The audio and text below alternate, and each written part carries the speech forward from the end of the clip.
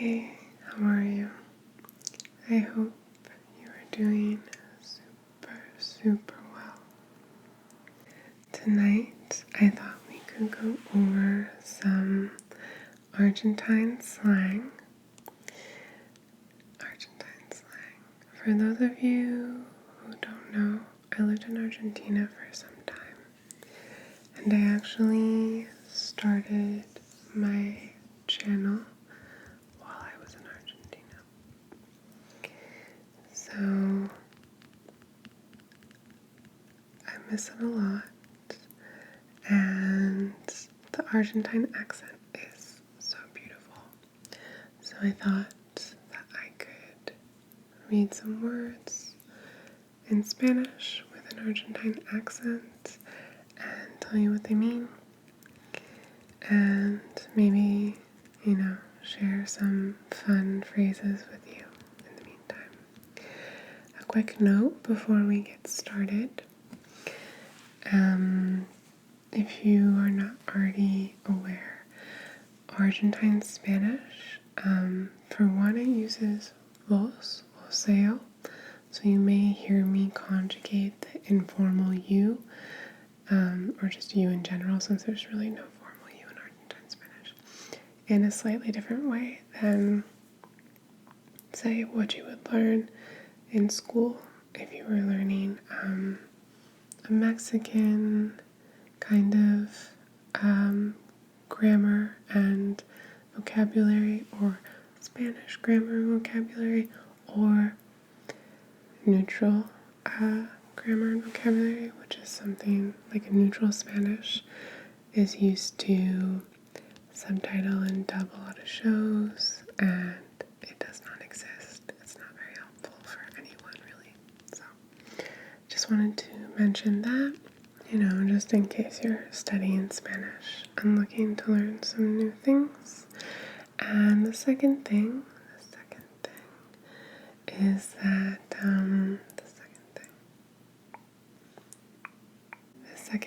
that in Argentine Spanish, the double L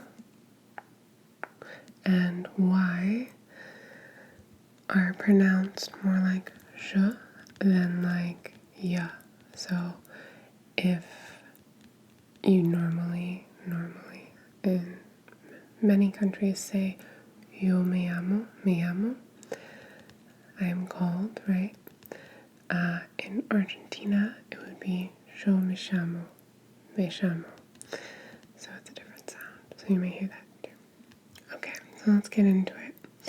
I thought we could start with fruit and vegetable vocabulary. Just so exciting, because there are a lot of fruit and vegetable words that are not the same in Argentina as in other places.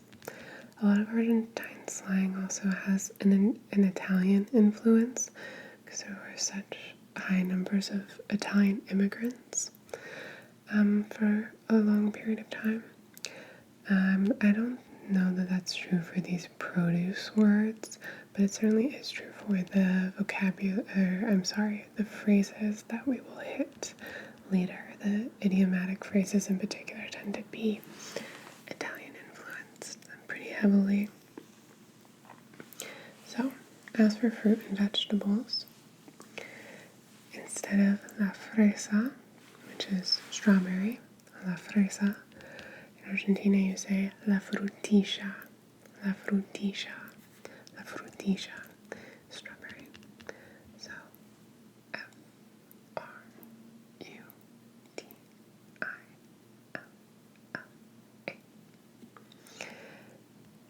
And instead of el aguacate, you'll have to forgive me too. The only Spanish I know is Argentine Spanish, so some of these words that may seem very simple to you and easy, I've never said before in my life, like el aguacate. But el aguacate, which is avocado in many places, in Argentina you say la palta, P-A-L-T-A.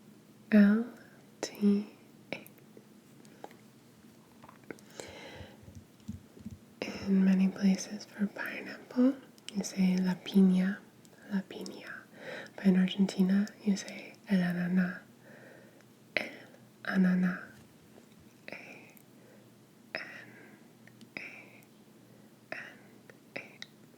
And I used to love to make little songs and stuff about like ananá and banana. Yes, it's fun to say. Then peach in many places is el melocotón. El melocotón. I think I'm saying that right. In fact, I remember buying a Spanish translation of James and the Giant Peach, and it was Jaime y el melocotón gigante, I think. But in Argentina, you don't say that. You say el durazno. El durazno. And me personally, I think durazno is maybe one of my favorite words. There's something about the way it sounds that I just love. And it's D-U-R-A-Z-N-O.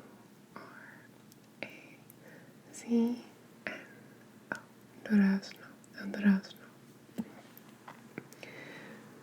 I guess, because I've never heard it before, that people say el elote for corn, an ear of corn. I would not know. In Argentina, you say el choclo, which is also really fun to say. Choclo, C-H-O-C-L-O, el choclo. Okay, so that's it for fruits and veggies for now.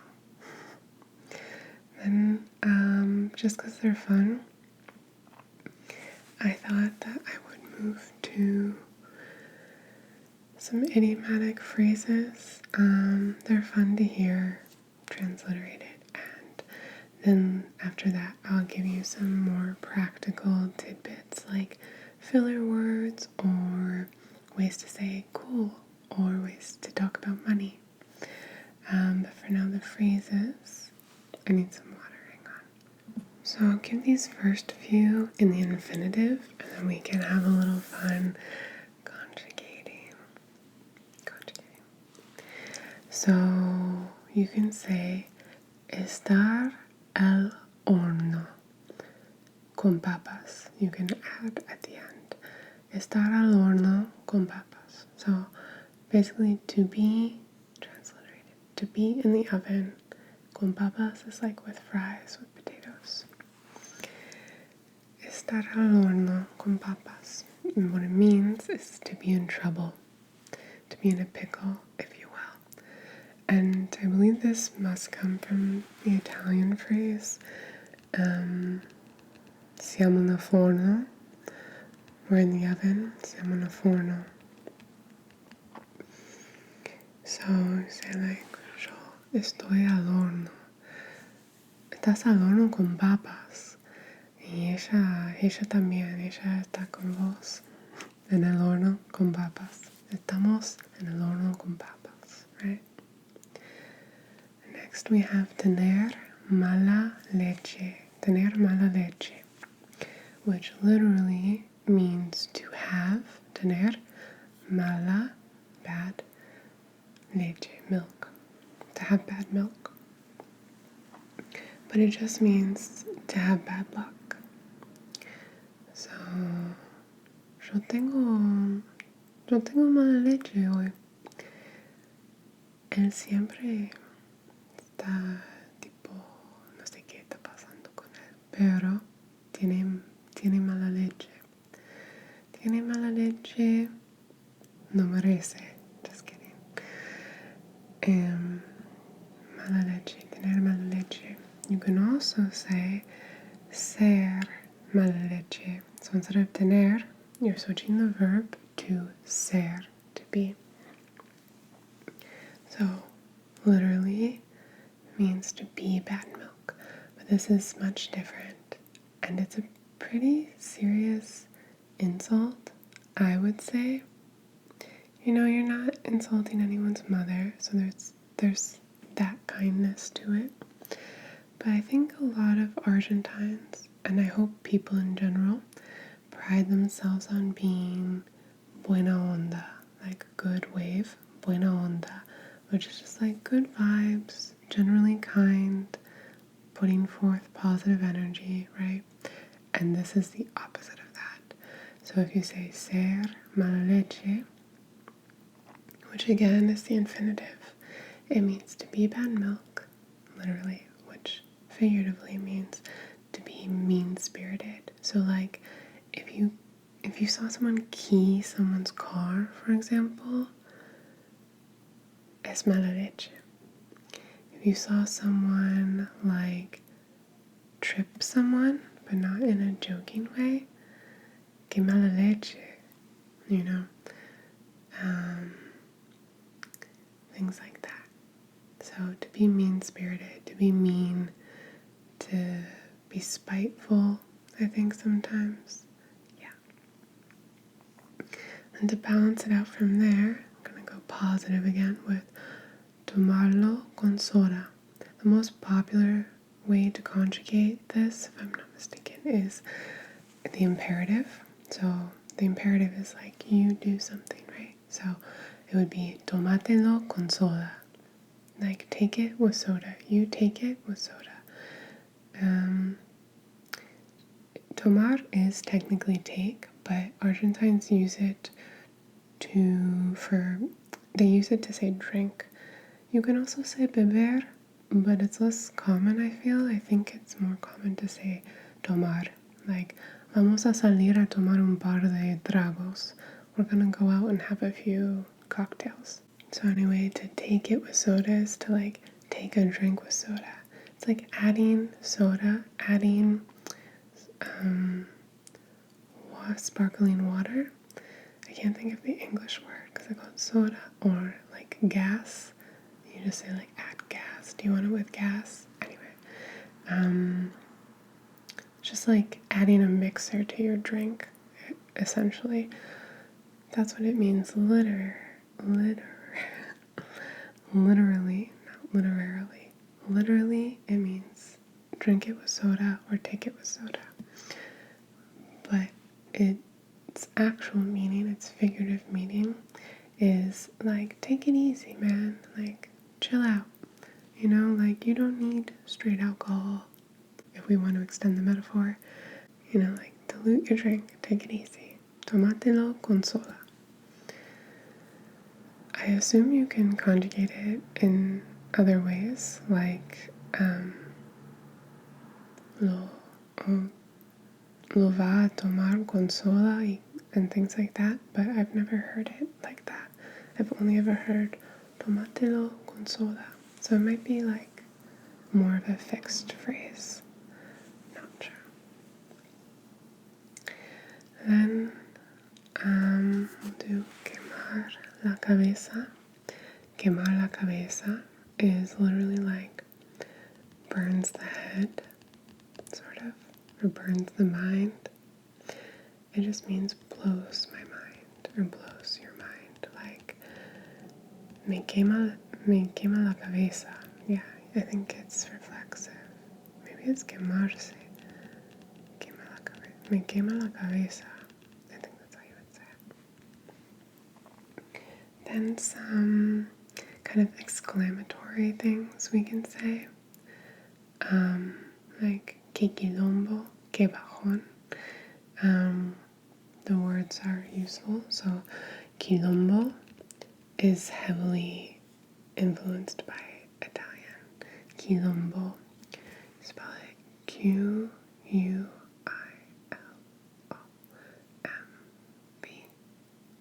Que quilombo. Que quilombo. What a mess. Que quilombo. And you can also say lío for mess. Like, es un lío. I'm not sure if it's Argentine, that one. Que quilombo. Que lío. Basta. Enough. And you have que bajón. I just threw these two together. They don't actually go together. But bajón is bummer. Bajón. B-A-J-O-N.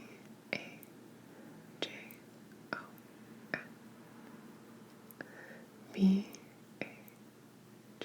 No, J. There we go. O-N. So bajón is bummer. Que bajón. En serio? Que bajón. Seriously? What a bummer. It can also be used kind of like as a, I guess bummer is downer, but you can also use it to talk about like when you're stoned and you have the munchies. You can use it for that as well. Then useful phrase is ya fue, ya fue, ya fue. Ya, so like already or yet, which in another accent you would say ya. Ya fue. So Y-A-F-U-E. 2 words. Ya fue. Ya fue. Ya fue. No vale la pena. Ya fue. It's not worth it. Forget about it. It means forget it. Forget it. Ya fue. Ya fue. Another useful one is no da. No da. It's not no da. No da. So N-A-O-N-O-D-A.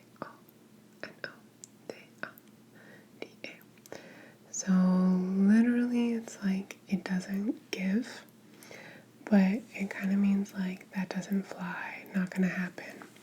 Como esa chica ya tiene novio, no va a salir, o como lo querés invitar a un boliche, no, eso no da, no da. I don't know, no da. So now some fillers, hopefully useful. You probably already heard che, which, you know, it's common and used a lot. You know, that's why Che Guevara was called Che. He was Argentine. He said Che all the time. It just means hey. Then some other ones that are useful. You can say viste. Viste technically means you saw, but you just kind of use it like a general filler, like you know. Like, iba a ir al supermercado, viste, pero no podía porque, like, I was gonna go to the supermarket, you know, but I couldn't because, viste. You know how you would say, like, you know how so-and-so does such and such a thing.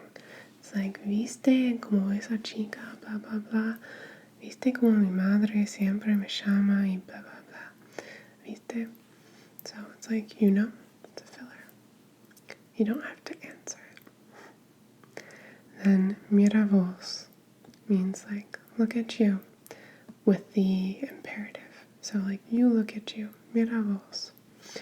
But, you know, in English, when you say, look at you, there's like maybe a little more surprise to it. And it doesn't have to be this way, but in general, when I hear mira vos used by Argentines, they say it with kind of a flat affect. And so it's more like, you don't say, or like, what do you know? But you're only moderately interested. So someone was like going on and on about a soccer game you didn't care about, or like something their boyfriend told them or whatever. When you're kind of listening, sometimes you just go, mira vos. Or like someone's like, oh, I just signed up for like a pottery class. You're like, mira vos. So you're like moderately interested. It's a way of showing that you're listening without seeming too enthusiastic. Often, I feel like that's how it's used. And then super Argentine is using dale, which some people confuse, I feel, for like, I guess in Spain, right? Don't they say vale? Like, okay. Dale is like the imperative of give it. But this word is used, it can be used as okay. It can also be used as like, come on, like hurry up.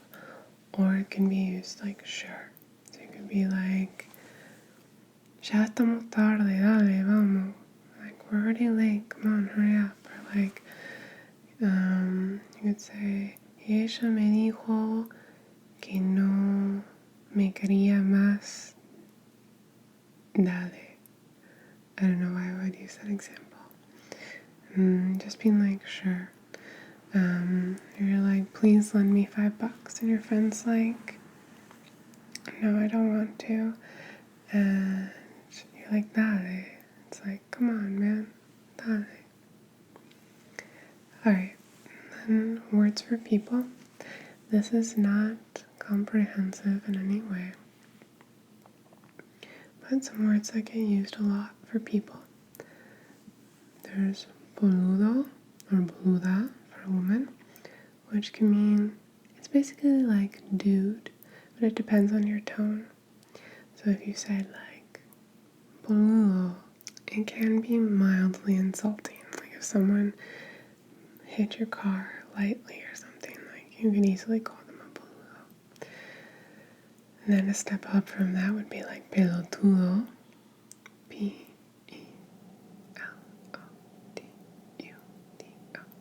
And a step up from that would be foro. No me sale bien la R, pero foro.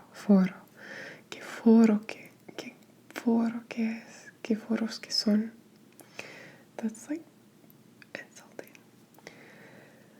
Then we have like another way to say just like guy or girl, dude, dudette, even though no one says dudette. If they're not joking. Only ironically can you say dudette, I feel. But you would say chabón, chabona for woman. And I overuse this word a lot. It's pretty funny. Like I would be at work, like talking about clients or whatever, not to the clients, but I would say like, bueno, y el chabón va a llegar hoy. Like the guy's gonna be here today. Because I was saying in my head, like I would say in a work environment, maybe like the guy's gonna be here, but it's more like dude. So it was like I was at work saying like the dude is gonna be here today. So it's like casual, not too casual, but a little casual, a little informal. And then we have pibe, piba. That's another way to say guy and girl. Pibe, piba. P-I-B-E or P-I-B-A. Oh, and one that I like too is cheta or cheto. It's like bougie. Like este barrio está lleno de chetos. Como, ¿qué cheto que es? Y si mi amigo va a salir esta noche con una cheta tarada, rubia, aburrida. Just kidding. Basta, me voy.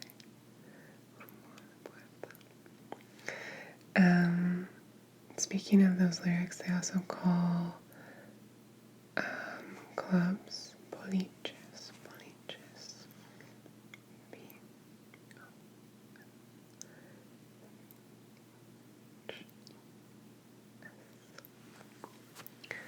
So that's important, I guess. Then some useful words for saying cool. Again, not comprehensive, but useful. We have copado. ¿Qué copado? C-O-P-A-D-O.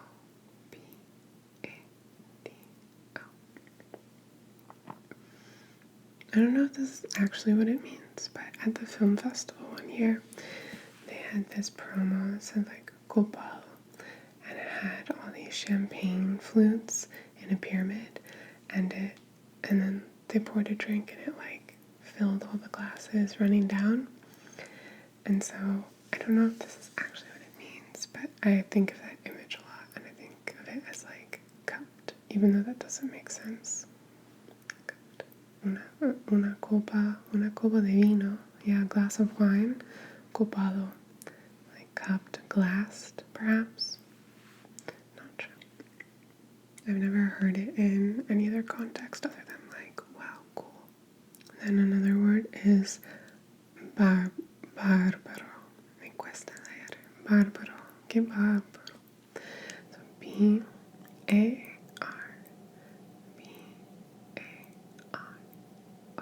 Bárbaro.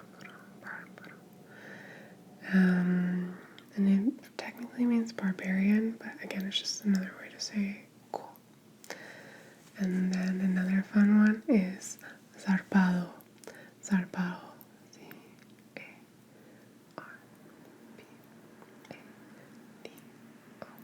For someone who struggles with their R's, especially late at night, all these words are difficult. Except copado, but the D. Copado, bárbaro, zarpado. Zarpado, I think it's like referring to big cat claws, like tiger claws. Zarpado. Zarpado, zarpado, zarpado, zarpado. And then two more little categories. One is for money. I don't know that I've ever heard an Argentine talk about money like dinero. I don't know that I've ever heard that in my life.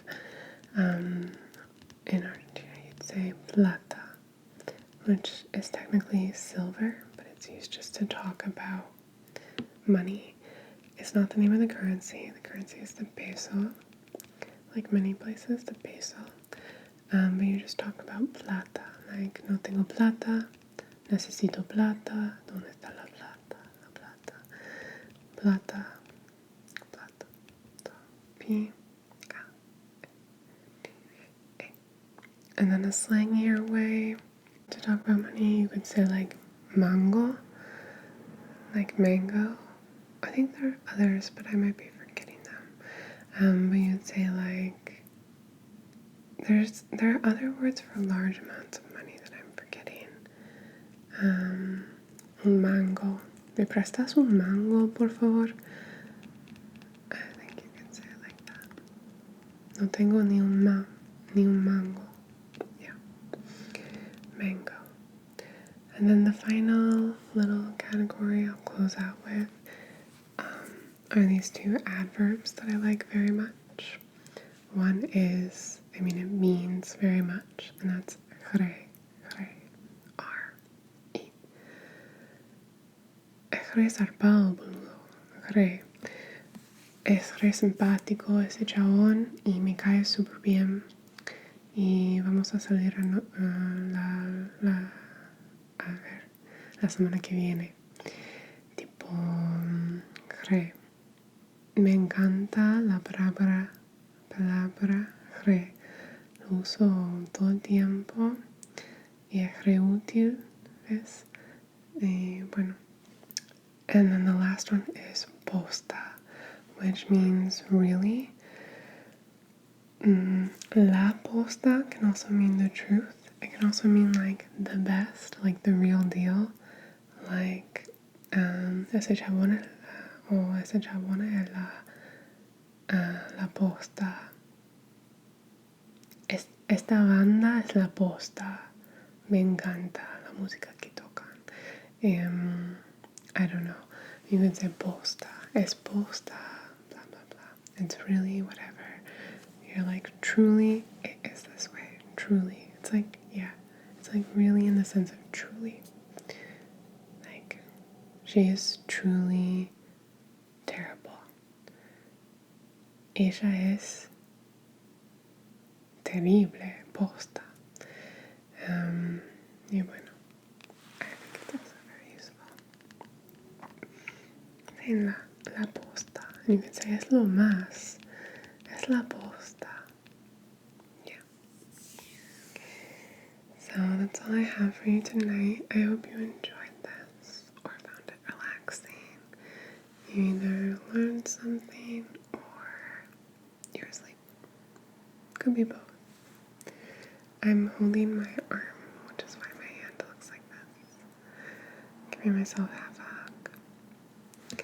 I hope you sleep well tonight because you deserve it. And I will see you